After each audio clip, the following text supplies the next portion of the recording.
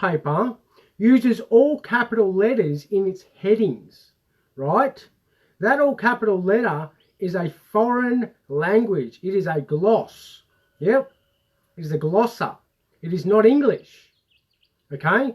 But what they're doing by putting those headlines is they're conditioning the population to believe that that is an English language, so that they will just accept that when they get documents from any government official that's in all capital letters. So, oh, well, it's on the newspaper, and they don't even think twice about it. They just believe that it's in English language. And that is the biggest, deepest part of the deception, is the all capital letter words. Yeah, when they put your name in all capital letters, they are taking away every single right you have on paper, right? And when you agree to being that entity or that piece of paper, that name on that piece of paper, you're agreeing to giving them all your rights, okay? And that's the Admiralty system. That's contract law, yeah? You are, and that's where the driver's license comes in. Registration to a vehicle and a driver license. And this is why I say, and I believe, except for the maxim at law that the express mention of one person is the exclusion of all others. Yeah, that's a maxim of law. The express mention of one person is the exclusion of all others. So when you say you are as a man, then that is the express mention and must be taken into account or must be recognized, yeah? But when we have a registered car, so I just was in court for the last couple of days, and the judge was finding against me. I was bringing up the common law and the maxim I just spoke about, and many other things. And he still found against me. But that's because in his role, he looks at the facts. He's just in the county court. They're just the magistrate's court. That's what the judge said. We're just another magistrate's court. And those were his words. And they judge on the facts. Did I or did I not blow into the bag? Yes, I did not do it. Point blank. And I didn't argue that. I'm arguing the law. So he's bound by his oath to the court, is what he said, right? So he's bound by his oath to the court, and he's got to uphold what's being done on the facts, right? But where he comes into dishonour is when he lies about it being contract, when he lies about it not being Admiralty law. And where they became really unstuck in the hearing was when I produced Section 2 of the Road Safety Act, and I said, it says to be proclaimed on a day or comes into effect on a day or days to be proclaimed. And I said, well, the prosecution hasn't provided a proclamation certificate. Yeah. And also, if you look in the Commonwealth Styles Manual 16th edition under italics, you'll see that all formal titles of Parliament take italics. That means that they've been passed through Parliament. They're a formal act, they take italics. If they're not in italics, according to the Styles Manual, they're informal acts. Now, I also put this forward to the judge, and he obviously dismissed it because he couldn't rebut it. So he just said, oh, I'm not entertaining that. Which I kept bringing up. Meanwhile, they could not produce a proclamation certificate per se. However, they did have the driver license in evidence. The driver license, I believe, is the proclamation certificate. Yep, that is the contract between you or me and that authority, right, at that time. However, I said I was not doing commerce, I'm acting in my private capacity. So again, the express mention of one person is the exclusion of all others. But my van at the time was registered. Now, when we register something, we hand over ownership. Yeah, that's what registration is. It's a transfer of ownership. Yeah, as well as a tax. Yeah. So now that the van was registered and owned by Vic Roads, because I'm effectively borrowing Vic Roads' vehicle, even though I'm paying for it, you know, I bought it outright with my own money, but I registered it, which means I gave it over to Vic Roads. Now I'm borrowing Vic Roads' property. I must follow the rules attached to that property. Yeah? So if I lend you my car, I say, yeah, you can borrow my car, but don't take it over 120 because it will damage the car. Don't drive it into a tree because it will damage the car. Don't drink when you're driving it because you might damage my car. Don't do these things when you're driving my car because I don't want it to be damaged. And you would, in order to borrow my car, you would have to agree. Yeah. So registration, you're giving ownership over to them. Going, here you go. Yep. Thanks for the privilege of letting me register it and hand it over to you. So I can do commerce or whatever it is, or just give it to you. So I can trade with it in your system. And because I've given it over, now I have to have a driver license to even use it, right? To use their property, I must have a driver license to prove to them that I can drive. You know what I mean? So they could not produce a proclamation certificate for the act. Now the judge did say before the recess that the prosecution was going to have to provide that document. But the photocopy of the driver license was in evidence. Yep. And it was valid at the time. Yep. So in reality, the judge wasn't wrong. There was the proclamation certificate, the driver license, the agreement of the contract. This is how deceptive and insidious, I believe is the word, the system is. But it's not really, because it comes down to knowing what we're contracting with. Yep.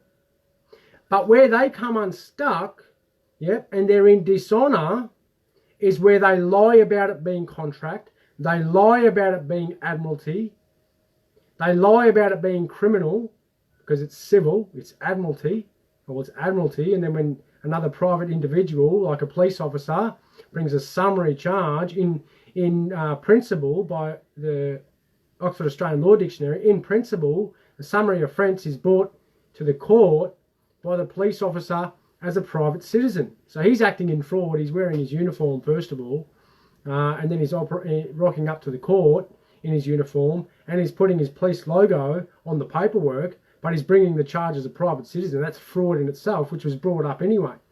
And all the other frauds were brought up.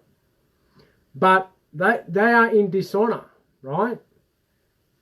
And they're lying, yep, straight away. So they are the unholy Trinity because they cannot speak the truth, because the house of cards will fall, right? So if you can't speak the truth, if you must force people against their will, and if you're writing the acts and the statutes that are causing the poor unsuspecting police to sell their souls and work as demons, by very definition, not even my interpretation, this is by definition. This is the reality of the situation here on earth. Yeah.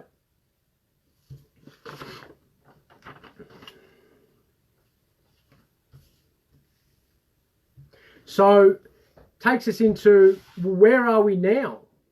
Everyone out there who has a birth certificate, right, is still in that system by virtue of the birth certificate. If you read in the Black's Law Dictionary the terms birth, certificate, date, time, place, yep. If you read the definitions of those, you will soon find out that those words import a transfer of ownership. Yep. Owner, ship. The ship being the vessel, being the body. Yep. The body, the ship in the Admiralty Sea, or the Holy See, they call it. Yep. That's where we're at. So it's a deception in that they can't speak about it openly and honestly. Yep. Makes it a fraud and a deception. And either they don't legitimately know what's going on, which means reasonably that the people don't know what's going on, which means the contract is null and void ab initio, which means from the beginning the contract doesn't exist because full disclosure hasn't been given to the people, or they know what it means and they're just lying. Either way, they're in dishonor. Yep. But they're a part of the unholy Trinity, right? And then you have the other unholy Trinity. You've got the medical mafia. Yeah, they're also controlling the mind and the body. Then you've got the media mafia. They're also controlling the mind, which controls the body. And then you've got Monsanto. Yeah, poisoning the food by deception and stealth. Yeah, which is killing the body. That's another unholy Trinity. But that's it. Like, it's really simple. And then when you understand and get a grasp of that, then when you look at what happened at the beginning of COVID, when you had Van Diemen, or spelled Dieman, D-I-E-M-A-N, the Assistant Health Minister, Van Dieman, who studied at Cook University, yep, who is in charge of the microwave hotspots of the hive flea that they rolled out. Yep, you start to get a picture of what's going on. This is not religious. This is not spiritual per se. It is fundamentally, but it exists in reality if you just read. Yep. And it's really simple. So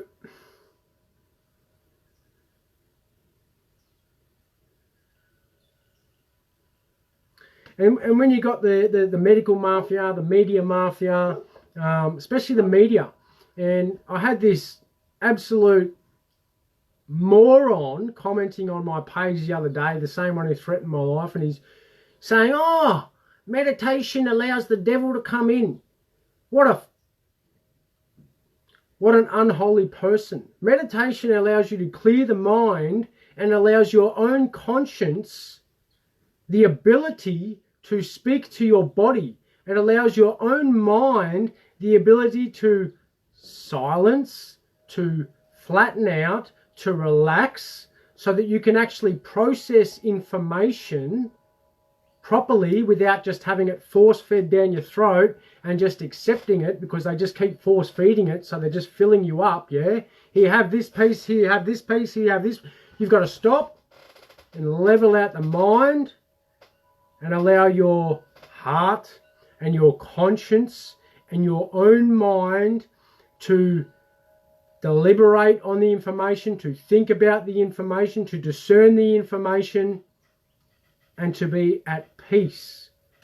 And when you're at peace and your mind is still, the information or the answers you seek will come to you.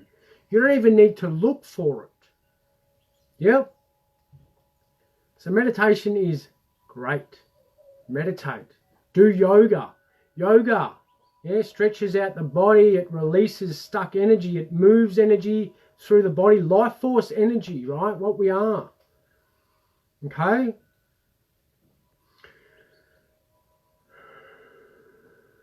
And then you got people like Bill Gates who wants to take away carbon out of the atmosphere.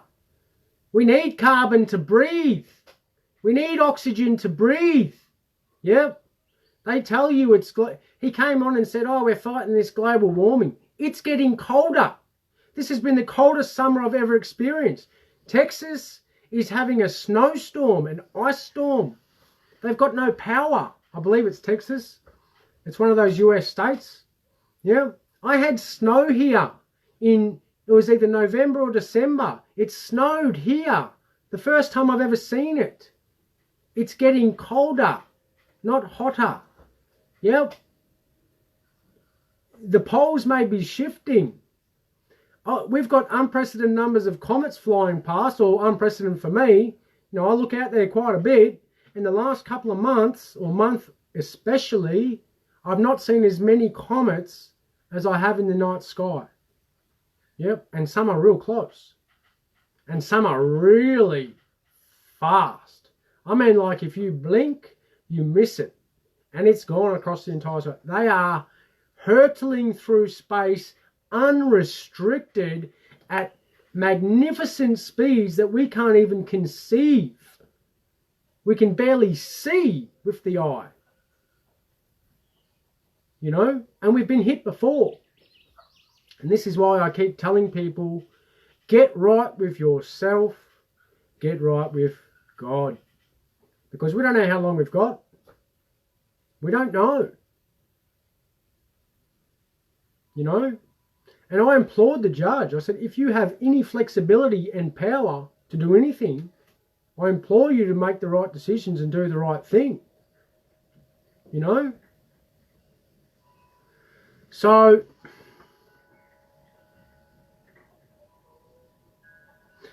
that's all that stuff there.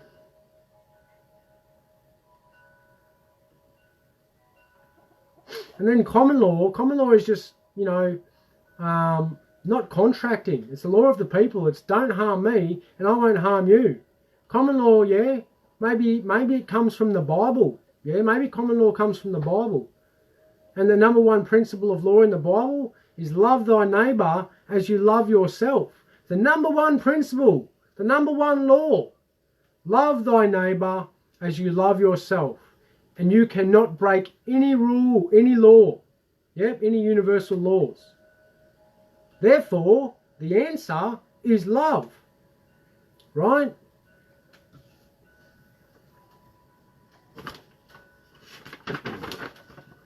So with the court hearing at the end of it, basically the judge convicted, found me guilty based on the facts. Convicted. During the conviction, between the conviction and the sentence, I put in a arrest of judgment for a error of law on the face of the document, namely a misnomer. I should have also put in the fraud of the language. But there was silence after that for about 10 or 15 seconds. Now, as we know, silence, when someone has a duty to speak, is agreement, right? Silence is agreement. Yeah, that's a maxim of law. Silence is agreement. Yeah. So that takes you into, right, when you're sending your children to school and you're not telling them that you don't want your children expressly in writing that your child is not to have that vaccination or they will be held accountable, yeah, then your silence is agreement. Your silence is acquiescence at law, right? Of course, you will have the right to silence, and exercising the right to silence when you're being questioned or interrogated should not be taken by the courts as an admission of guilt because you have a right to silence. Yeah. But when you have a duty to speak, yeah, then that silence is taken as consent. Well, that's in their admiralty system. Yeah. I don't necessarily agree with it, but that's one of the principles of their admiralty law. Yep, silence is acquiescence. So if you don't want your child getting the jab and they're going to school, you need to let them know that they are not under any circumstances to do that. Right? You've got to put that in writing to them expressly. Yeah. Your child is a free human being. Yeah. And must not be subjected to experimentation. Right. So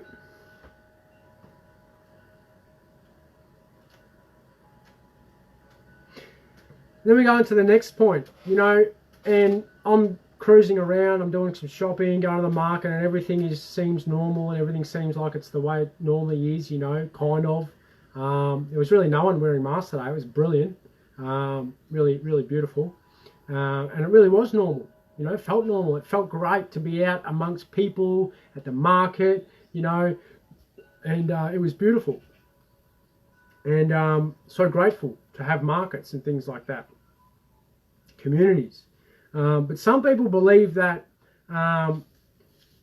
because they've always had something, right? Most of us have grew up in a world where we've had a roof over our head, we've had a TV, we've always had a fridge, we've had, you know, majority of the time there's been food in the fridge. Majority of the time you turn on the light switch and the power comes on, you've got light, and you turn on the heater and it's cold outside, you turn on the heater and you get warmth. or it's hot outside, you turn on the air conditioner and it gets cold, you know, and you're trying to regulate your life to a T, right?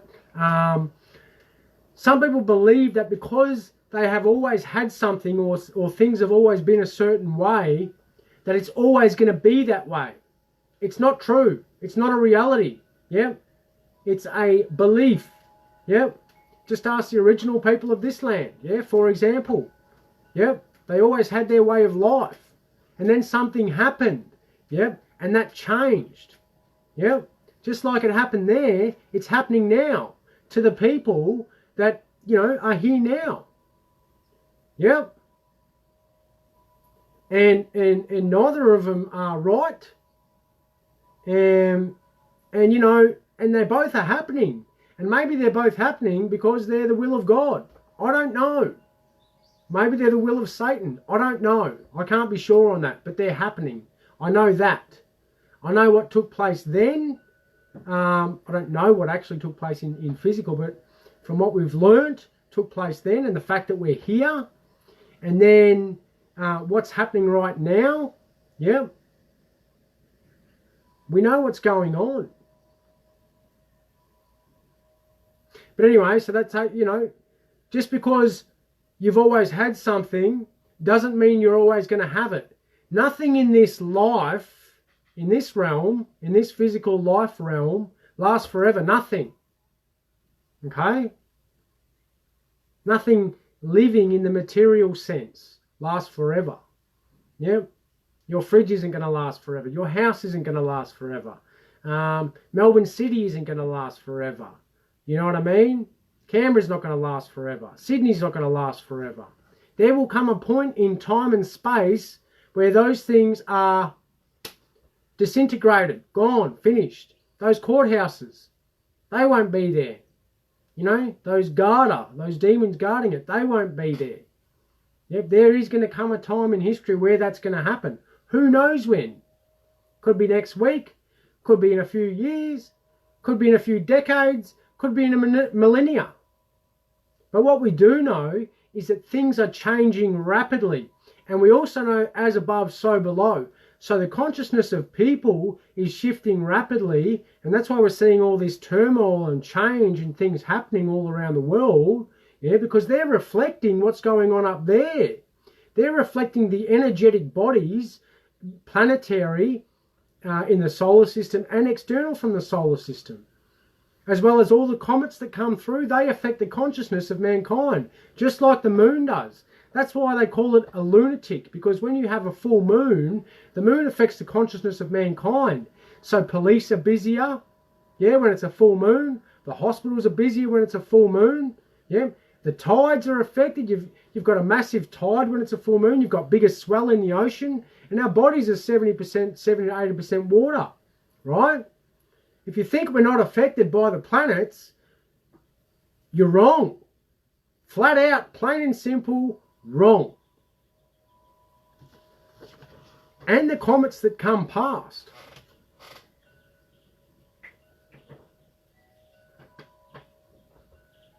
So, you know, now is the time to really consider the idea that maybe everything that you had since you grew up and all the ways it was since you grew up might have to change for a period of time, or is going to change for a period of time. Most likely. Yep. Come to terms with that fact, and once you come to terms with it, and then you actually take action steps, things become a lot easier and a lot lighter. When you stop fighting yourself, stop fighting your conscience and your mind and your heart, and just make peace with what you have to do and do it, yep, which can be one of the hardest things to do, then things start to flow.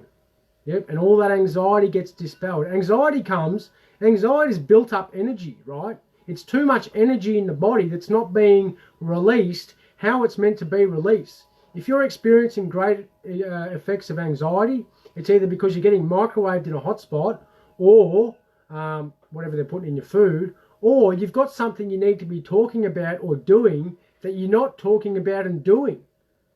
And as soon as you start doing the things you're supposed to be doing, that anxiety is going to disappear. That depression is going to disappear. But only you know what that is. No one can tell you what it is. No one can force you to do it. You've got to do it. And taking the first step's usually the hardest part. Yep.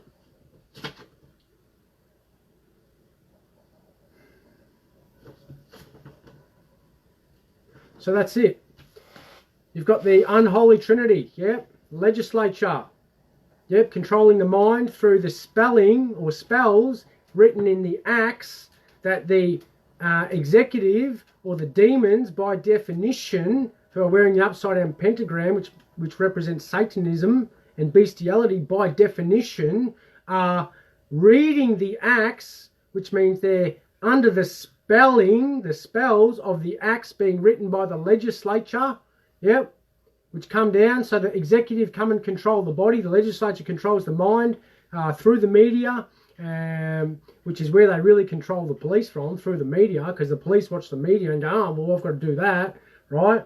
And they read the act and the spells, and then they're spellbound by the spellings in the acts, and they act them out in a reality, suppressing and oppressing and taking from the people and God's children and suppressing creation and free will, which makes them demons, yeah? And also, by very definition, again, Oxford Concise Australian Dictionary, look up the word demon, and you're going to find Australian police in there, under paragraph 6, right? And then you have the judiciary, the court system, which is the soul destroyer. You go there to seek remedy, yep, and all you're going to find is a bunch of lying, unholy beings, entities. Yep, that's what the courts are made up of at this point in time, unfortunately. And it is a soul-destroying process to go through that court process. If a person or an individual or a human being or a man or a woman or whatever you want to call it, whatever spells you want to use, can't walk into a courtroom with a single piece of law, yep, that explains their right, and that judge doesn't throw that out against the other person, then you've got a fundamental issue with the judiciary from the beginning. If I can't walk into a magistrate's court and say, hang on a minute, this is my right, which I can't because I've tried, and they don't care and they don't listen, yep,